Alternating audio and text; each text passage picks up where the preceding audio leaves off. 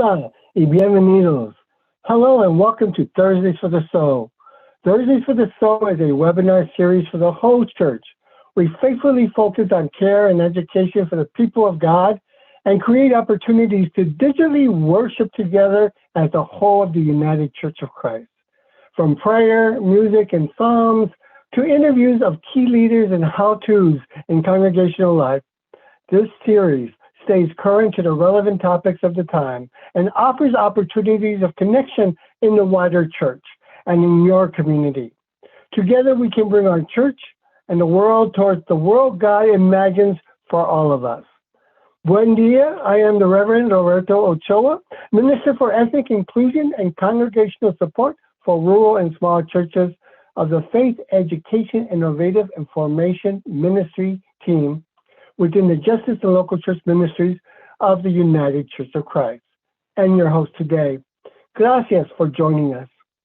Today we are blessed to have with us teacher and author Tina Datsko de Sánchez, who will lead us in writing as a spiritual practice, including sharing what inspires her in writing from her latest release, Swimming in God. We encourage you to find your favorite writing implement to participate in today's program. Before we get to today's session, let me tell you about what we have coming up next week. On November 17th, Thursdays for the Soul presents a special Just World Covenant digital program, Becoming a Creation Justice Church. Creation Justice Churches is a program of the United Church of Christ that guides congregations in discerning how they can best embody a commitment to care for God's creations. Join us as the UCC's Minister for Environmental Justice, the Reverend Dr. Brooks Brandt, will host a panel of church leaders who have helped lead their churches into becoming creative justice churches. November 24th is Thanksgiving Day in the U.S., and Thursdays for the Soul will not be having a program as the national setting of the United Church of Christ will be closed to celebrate the holidays with our chosen families. Thursdays for the Soul will return on December 1st with a liturgical and prayer service of remembrance for World AIDS Day. All our Thursdays for the Soul digital programs begin at 9:30 a.m. Hawaiian, 11:30 a.m. Alaskan, 12:30 Pacific, 1:30 Mountain, 2:30 Central, and 3:30 p.m. Eastern times. Dear friends, if these hours inspire you in any way and you would like to continue supporting ministries like these, consider donating to the annual fund of the United Church of Christ by texting UCC to 41444. That's texting UCC to 41444. Thank you. Gracias. Now for today's program, Writing as a Spiritual Practice. With deep understanding of the human spirit, each poem by Tina Datsko de Sánchez touches the reader's core with its rich imagery and holy metaphors. Thursdays for the Soul is pleased to have Tina, who will not only read poetry from her latest release, Swimming in God. Tina has consented to share insight on her writing process and how she finds inspiration inviting all of us to craft ecstatic poetry of our own through writing prompts. It is with great pleasure to have the Reverend Rachel Hackenberg, the publisher and team leader of faith-forming publication, the Pilgrim Press, to introduce Tina for us today. Bienvenida, Rachel. So good to see you. Good to see you too, Roberto. Thank you very much for the introduction and the time, and welcome everyone into this space that is truly meant to give you a pause, a respite, to slow down, to take your time. As Roberto said, we are going to invite you, Tina is going to invite you to do some reflecting with a writing utensil in front of you, whether that is a keyboard or perhaps a pen and paper. So do let your body sort of settle and take a breath and know that this is space for your spirit to just listen, to wonder, to be, and to just soak up what is the incredible gifts of word of Tina Datsko de Sánchez. Her book, Swimming in God, is such a gift. It was a pleasure for the Pilgrim Press to publish it. You need to know this is the first for, and you read Swimming in God, you will want the second, third, and fourth as they come out. Swimming in God is a reflection of poems on longing, on love, on joy, and each poem just sort of, it just sort of soaks into your soul in such a wonderful way. Before I introduce our author and presenter to you, I do want to also give my colleague with the Pilgrim Press, Katie Martin, a chance to introduce herself. Thank you, Rachel. Good morning and good afternoon, depending on where you are joining us from today. My name is Katie Martin. I am the License and Acquisitions Editor at the Pilgrim Press, and I am very excited to be here today with you all, and also to be here with Tina to hear her read some of her wonderfully descriptive and image-inducing poetry, and to write some poetry myself. My role today, I will keep an eye on conversations happening live, and we'll be sharing perhaps some poetry from our audience, from our live audience. And I will also be sharing some resources with our live audience, resources that you can find below if you are joining us on YouTube. So thank you, everyone.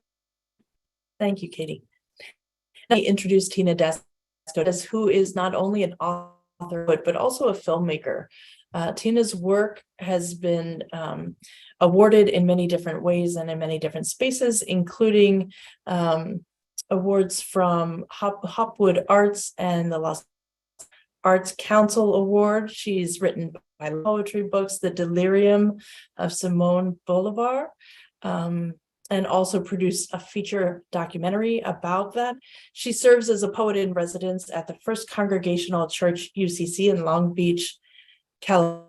Again, her book, which I'm going to hold up often because I want you to buy it, not just because I want to pitch a book because I'm a publisher, but because truly I find this book personally so impactful. But Tina, thank you for being with us and welcome. And the floor is yours. Thank you, Rachel. It is a tremendous pleasure to be here with all of you. Hello, everyone, and thank you for joining us today. First off, I want to express my gratitude to Rachel Hackenberg and the Pilgrim Press for believing in this poetry series, and also to thank the organizers of today's session, Jennifer White, Roberto Ochoa, and Catherine Martin. I'll give you a brief visual description of myself for anyone that might be useful for. I am sitting in my living room. I am a middle-aged Ukrainian-American woman with kind of blondish hair just below my shoulders. And I'm going to be smiling a lot today because I'm just delighted to be here with you. I'll give you a little overview of what's planned for today's session. I'm going to share with you a bit of my story along with some poems from Swimming in God. And then I'll give a writing prompt for a few minutes of journaling. After that, I'll briefly share some thoughts on writing poetry as a spiritual practice. And then we'll have another writing prompt with a few minutes for writing. And an opportunity, if you would like to share some of the writing in the chat. So starting with a bit about me, I'd like to share with you about my journey as a poet and how it has dovetailed with the journey of healing I've experienced through being part of a UCC community. I started writing poetry as a child and then began studying creative writing formally in college. After earning an MFA in creative writing from the University of Michigan and another in playwriting and screenwriting from USC, I worked as an adjunct professor teaching creative writing and screenwriting at Cal State Long Beach. So I'm out here on the West Coast. When I started attending the First Congregational Church of Long Beach in 1998, I was just beginning to recover from being blocked as a writer, from having an overactive inner critic, which is basically another way of saying I was recovering from perfectionism. A composer friend invited me to join the choir at the church, and then we collaborated on a choral piece for Christmas that year. And then that opened the door to other collaborations on vocal pieces over the years with several composers. Some years later, after I injured my back and couldn't continue teaching at Cal State Long Beach, I no longer had an income, so I decided to donate poetry as a way of tithing. Having a place to contribute and share my poetry brought healing to my creative process. In 2007, I was invited to join FCCLB's Worship and Arts Ministry team to help bring multisensory experiences into worship. In 2012, I was honored with the title of Poet in Residence. I also, at that time, was participating in a meditation group at the church, where two friends each loaned me a book of poetry, one by Rumi and the other by Hafiz. And how these two Sufi poets became my teachers and guides is described in a poem that I will share with you. And the poem is called "At Last I Have Found Friends." And just a second, I'm going to need a sip of water.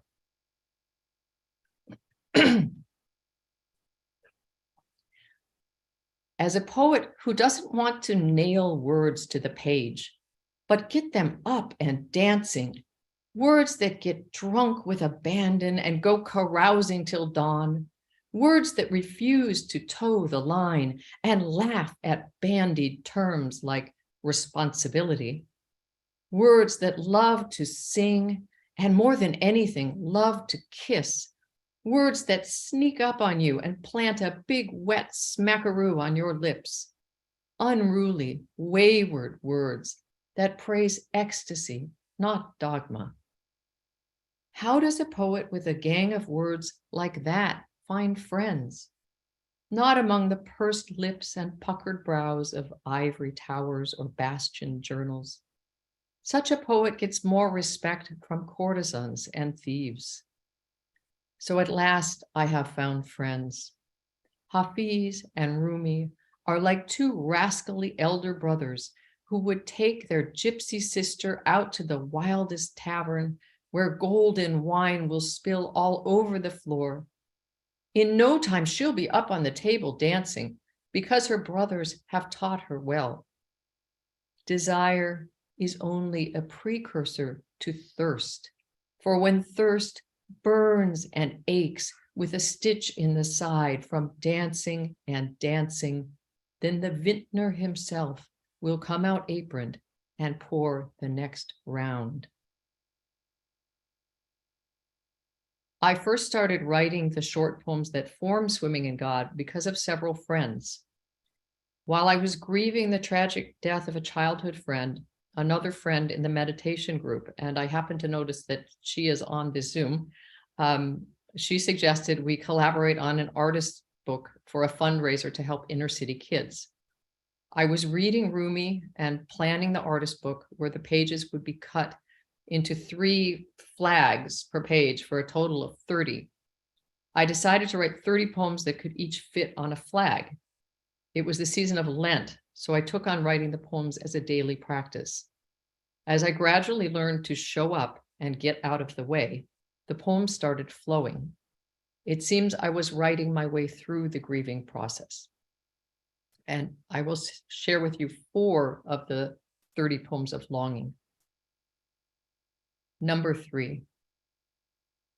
I would like to hate you for this pain in life, broken body, broken dreams. I push you away and run from you, yet you cover me with your kisses in each golden dawn, each dew-drenched lily, each skylark dropping like a lightning bolt. Number 12. Night narrows the world to a candle flame, and these flame orange tulips in a vase. The windows mirror back the room, the world outside curtained in black. I could lid my eyes with black and let orange flame within, for you are all places, beloved. Number 15. The mystics who dance know that laughter is the key. The wind doesn't really blow the sail. It sucks the boat forward. Desire is everything. That difference of air pressure lifts the bird's wing. And number 30. As a hibiscus bud opens to the sun, beloved, I open to your love. My thirst sends down roots beyond space and time. And you are here, summoned by the asking, breathless and eager to dance.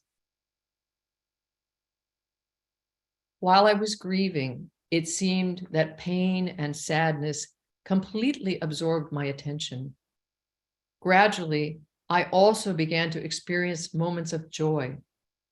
Over time, I came to feel as if there were parallel channels out there, something like different radio frequencies. I found I could choose to tune my awareness to the channel of joy. One way of doing this was similar to mindfulness practice, to pay full attention to what was available in the present moment to one or more of the five senses. It seemed that with practice, my awareness expanded and became large enough to contain both grief and joy. My thought was that as we become deeply human and well-seasoned, we are able to embrace in life both the griefs and the joys. And here are 2 of the 30 poems of joy. Number 15. When the inner sergeant rants that all must be ordered, structured, rigid, on time, tell him we are off the clock. We've gone out dancing because the planets can only spin if we dance them into motion with our whirling frolic and joy. And number 19. My job as a poet is to remind you the thirst in your throat is not just for water or wine, and the hunger gnawing below your heart is not just for bread or meat. My job is to remind us both this longing is for communion, only to be filled by a love that is God. Over time, this process of writing moved me into an awareness of love. And here are 5 of the 30 poems of love. Number 4. It takes a dancer, not that the steps are complex, though a good sense of balance helps. It takes a dancer to spin with this planet while fixing one's gaze in just one spot. It takes a dancer to move with intention, sensing the reality that we are swimming in God. Number 9. Come swim with me in God. My poem is water. Your song is water flowing raucously to the sea. Come swim with me in God. Where else to be one than in God's oneness, leaping like dolphins in the deep, laughing ocean. Number 10. God gave me a heart-sized diamond, said I could sell it to buy luxury and status, but the gift is too precious to sell. Daily, I slice it in pains for a shining lantern, and the chips, the seeds, I give to others so they can grow their own diamond heart. Number 25. When your heart feels dry and stiff and hard, remember, it is time to hold it up like an empty cup that needs filling, or toss it like a sponge into a vat of golden wine. For like a sponge, it is never our substance that matters, but the golden wine of love that fills every nook and cranny from the laughing vintner's infinite supply. And finally, number 27. The gift of love is like tipping one heart to ignite it from the flame of the one next door. I burn my candle late into the night and dip my pen in it to write with golden passion. This poem has your name on it. There is one for each of your neighbors. Strike it against your heart, and its burning will light your way. Thank you. Beautiful, Tina, really. Thank you so much for sharing both your stories and those particular pieces. I was on so many phrases. Desire is everything. And I do particularly love the poem about the job of being a poet, which is, not to tell you that your longing is for water or wine or for meat or for bread, but something else and something deeper, and really provoking us to be mindful as readers, as listeners. I'm just such a fan. Thank you for that reading and sharing. And I imagine as you're listening that friends, you also are very quickly fans and appreciating Tina's writing in particular, and the gift of poetry in as a general body of work to invite us all into a mindfulness of how we are living. I think especially how our spirit is. There's something about poetry that teaches us again in so many ways about being human, about being flesh, about being spirit. I want to lift up again the many ways in which you can experience Tina's poetry. You can experience it through reading, right? This is the book Swimming in God, Daily Poems of Longing, Joy, and Love. That's available on the pilgrimpress.com. You can see other excerpts from another poet and writer, Maren Tirabassi, who has also written for and with the Pilgrim Press. Maren's website is giftsinOpenHands.wordpress.com. giftsinOpenHands.wordpress.com. Maren there shares some of Tina's poetry and also gives some reviews of the poetry. And the other thing that you can very easily imagine, friends, as you listen to Tina as she reads the poetry, is how easily spoken word takes on and sounds like music.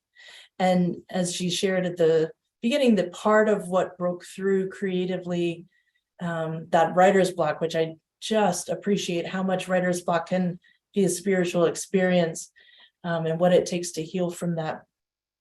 But one of the breaking points, one of the healing points was writing and set to music. And if you'd like to hear what some of Tina's poetry sounds like in song and set to music, Church, First Congregational Church of Long Beach, is actually hosting an evening of concert and reading on November 19th. And so if you go to their website, firstchurchlb.org, so again, that's First Church LB for Long Beach.org, you can look at their events and find that there's a book series launch concert for and with Tina on November 19th at 7 p.m. Pacific time. And so you can look that up and find ways to hear and appreciate just the full sort of artistic expression and experience of this magnificent work.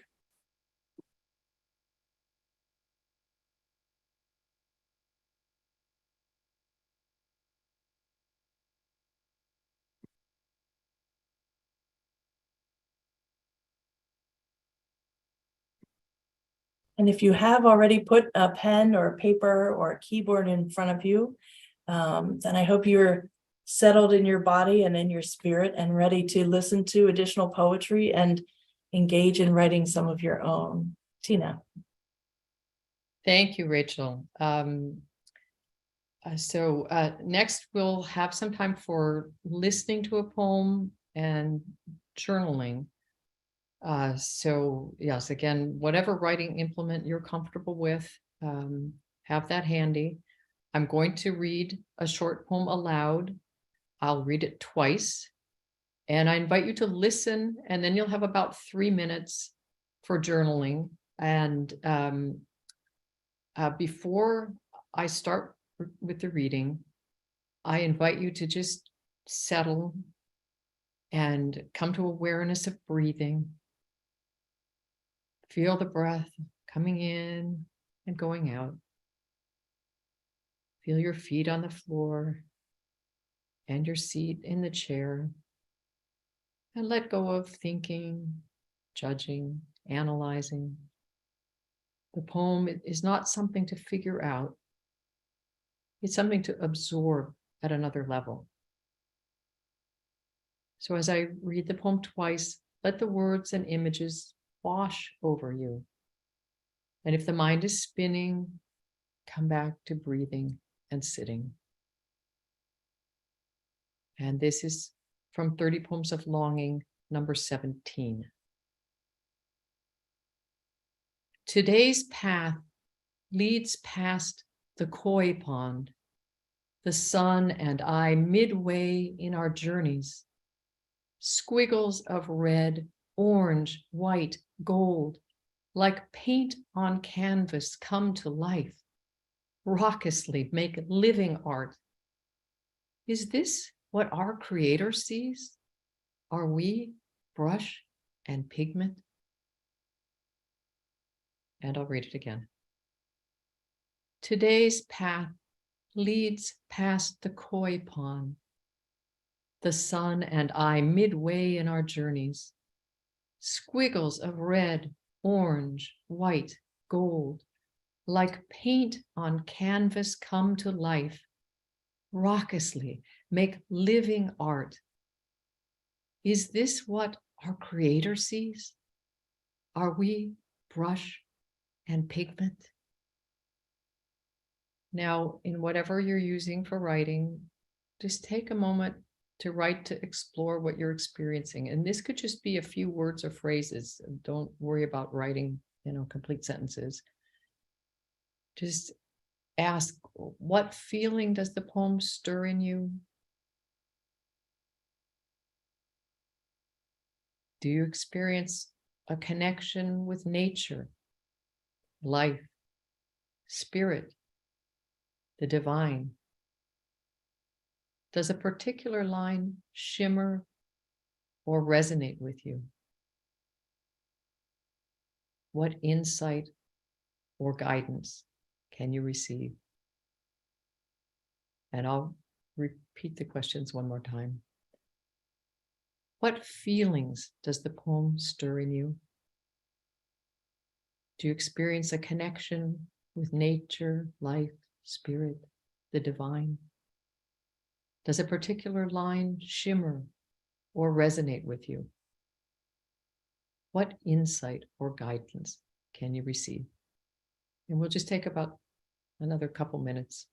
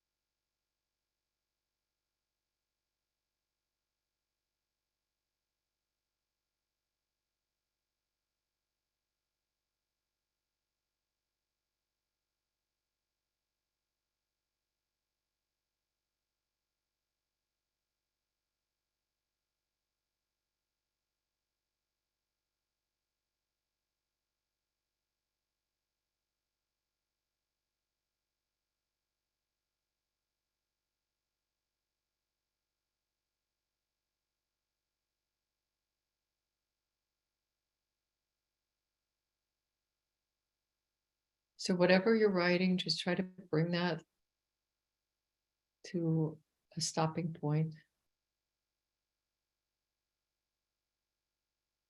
Just a few more seconds.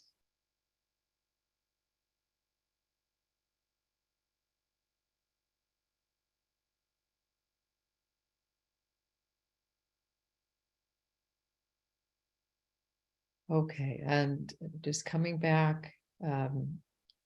Now I'd like to take probably about 5 minutes to share with you some of what I've learned from journaling as a spiritual practice and from reading and writing poetry as a spiritual practice.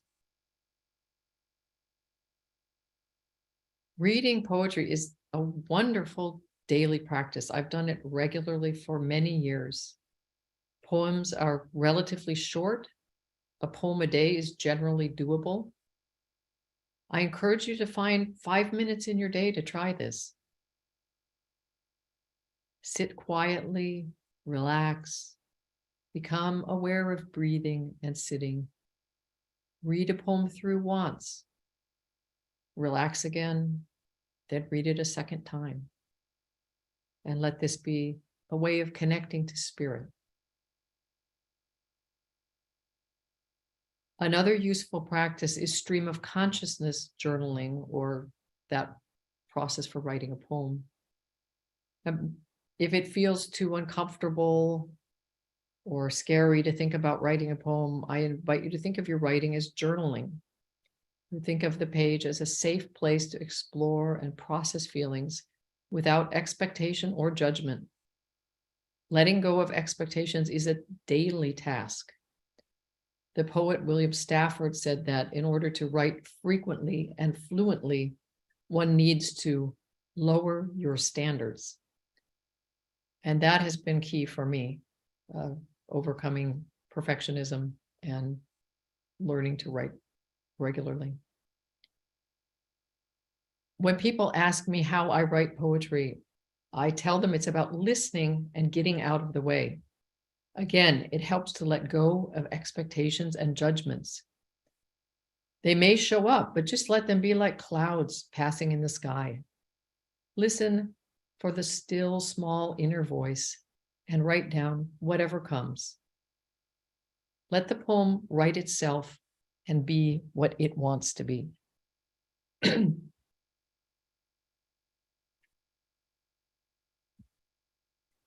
Journaling and/or writing poetry as a spiritual practice can help us to be present and to pay attention. It can help us to notice how the sacred shimmers in the ordinary. Poetry can use ordinary words to point at something beyond the ordinary. Poems can ground us in the present moment of the poem and allow us to experience how the ineffable shimmers in the tangible. Nature, a flower, tree, animal, may call out to us, inviting us into the dance of creation.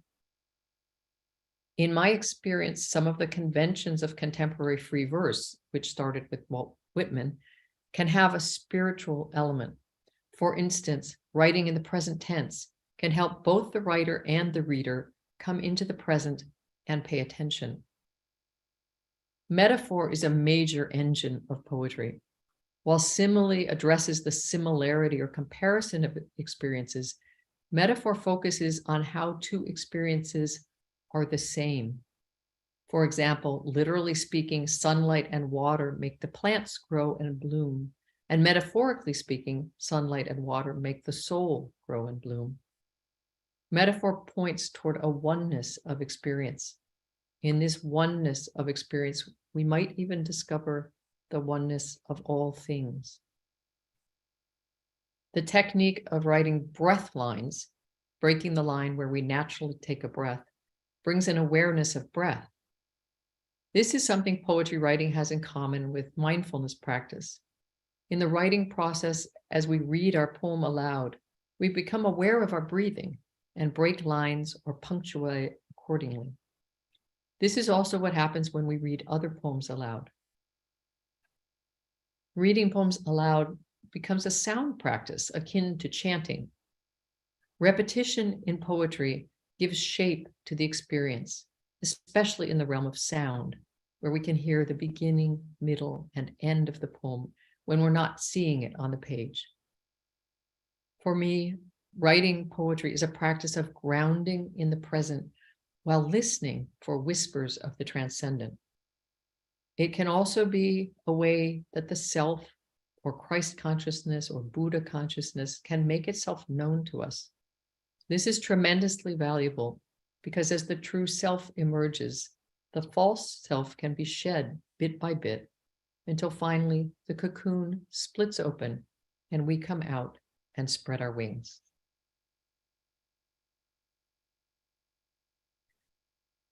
Now I'll invite you for another opportunity for journaling or writing a short poem. And again, if it feels too uncomfortable, intimidating, or scary to think about writing a poem, I invite you to think of your writing as journaling. Think of the page as a safe place to explore and process feelings.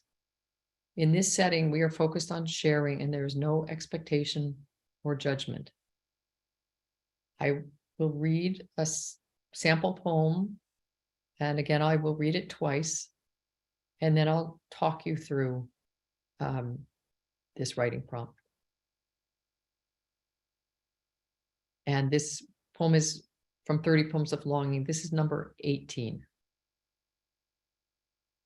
A fire dances in the copper brazier, and embers float upward in the night sky. Their passion makes them lighter than air.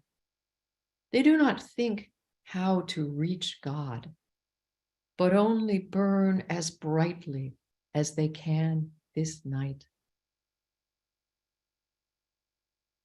A fire dances in the copper brazier, and embers float upward in the night sky. Their passion makes them lighter than air. They do not think how to reach God, but only burn as brightly as they can this night. So again, have your writing tool with you at the computer, by hand, whatever works for you. If there's a more comfortable chair nearby, you want to go to that for a few minutes, whatever will work for you. So first, spend a moment observing your surroundings. Allow your mind to relax into a reverie state. Allow this moment to be a gift. Based on what you're experiencing right now, allow words to form, perhaps an image or a feeling. Whatever comes or doesn't is okay. Perhaps words of gratitude or sorrow or frustration. Just play with wrapping words around what it feels like to be grateful, alone, silent, joyous, spacious. Allow something short, don't have to call it a poem, maybe 6 or 8 lines, to come to you and jot it down. You'll have about 4 minutes.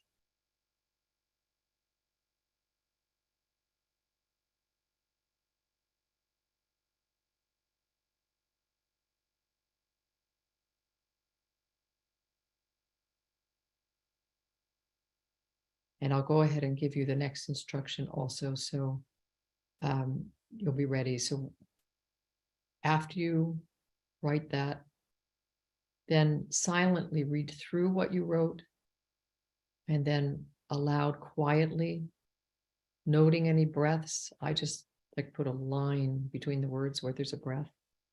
And then if you'd like to, copy it over and breaking the lines at the breaths and making any adjustments. And feel free to share what showed up for you by typing it into the chat.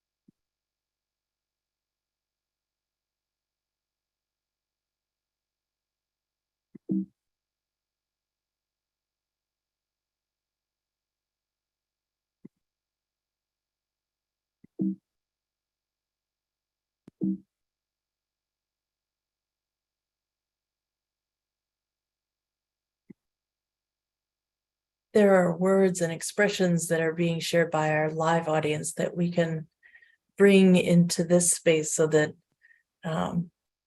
audiences that aren't live can also hear them too.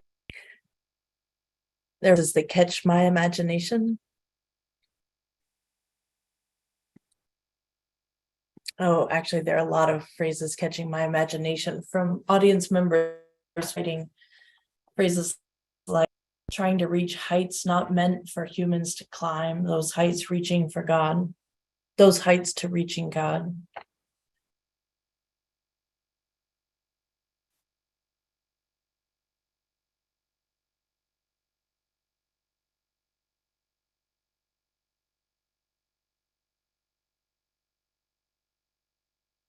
This pairing of phrases, sea and sky meet in the distance, blending almost seamlessly, touching each in agreement.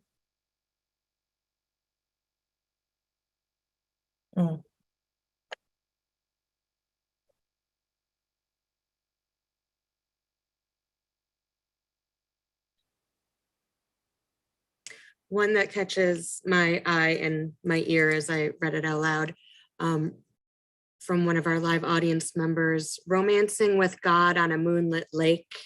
Thin ice beware, I'm gliding with my creator. Nothing will break the flow of the divine. How sublime is this eternal love and lux.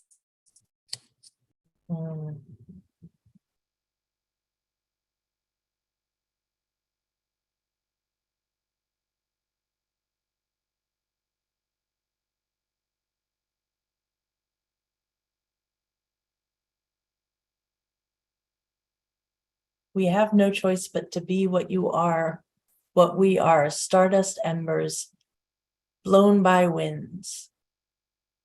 A phrasing also shared by a live audience member that just, again, poetry is such a wonderful gift for inviting stillness and sinking into your own being. That's beautiful. Stardust embers.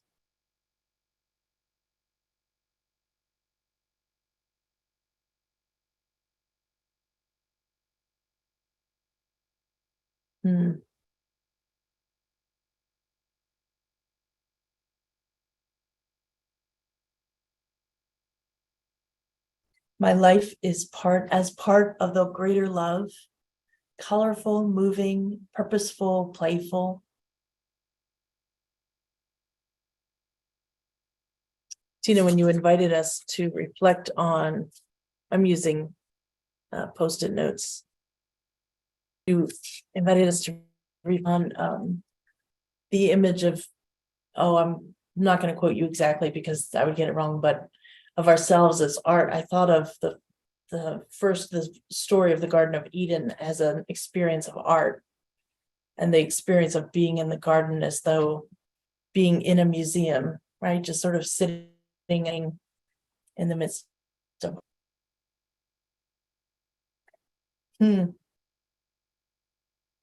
Again, thank you to our live audience for sharing these, and Katie and I are doing what we our own voices to what are really your voices. I read her banana bread recipe. Fold in some washed blueberries. Gently now, no blades, just a spoon. I mix in some trust. My hands are sufficient for us. The berries thin-skinned, needing just enough to belong in it.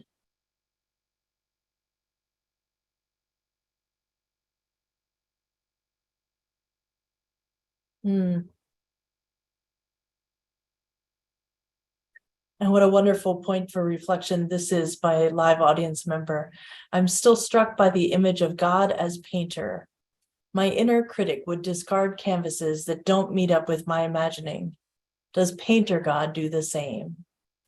Or does she simply marvel at the new creations? That's wonderful.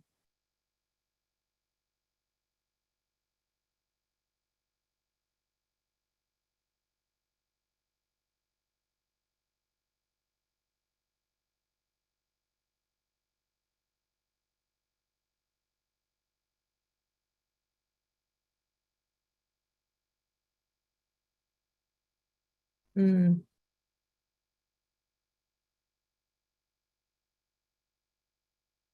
And again, I'm only excerpting just because these are, every poem is a full experience. And so if you're in our live audience and you're sharing some of your experiences in words, I'm sharing only pieces in part because if she is almost tender to share almost the full thing, as though bringing the full person or the fullness of what who you are almost onto the screen. And I want to be mindful of that, but I'm excerpting a lot, but these are wonderful. Bones hurt, brain aches, heart breaks. Life goes on with us or alone. Time is like God, it just is. Being old hurts.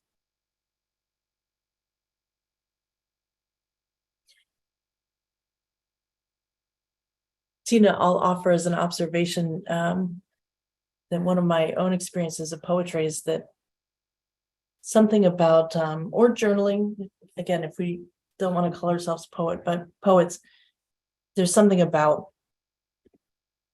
focusing on brevity of words and a truth and expression that I think can be revealing.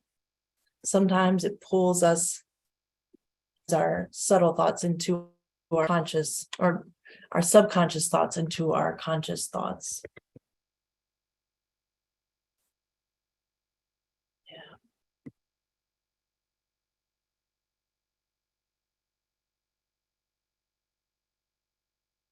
Tina, at the risk of putting you on the spot, do you have,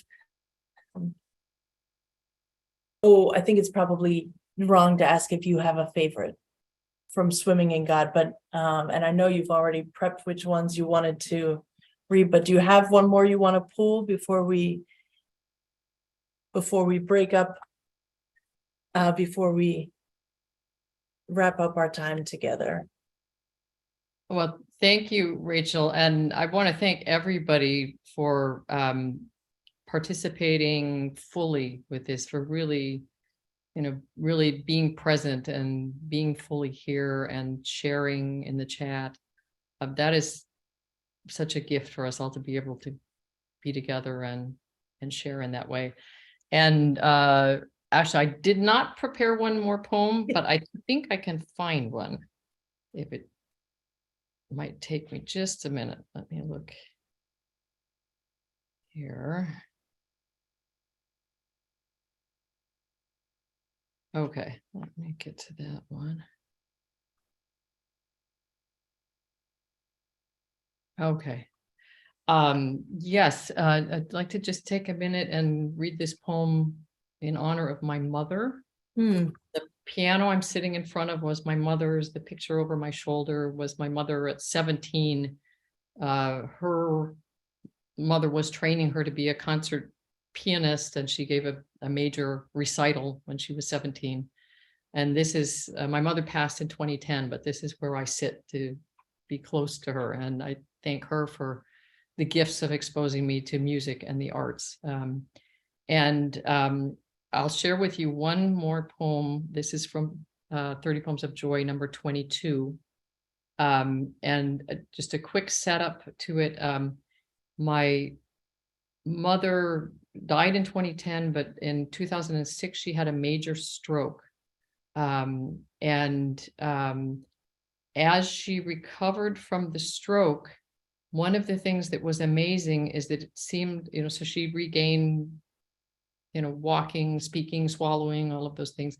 But one of the things that was different was it seemed, and again, on this theme of perfectionism, it seemed like the part of her brain where the inner critic was softened. And so she started playing the piano again.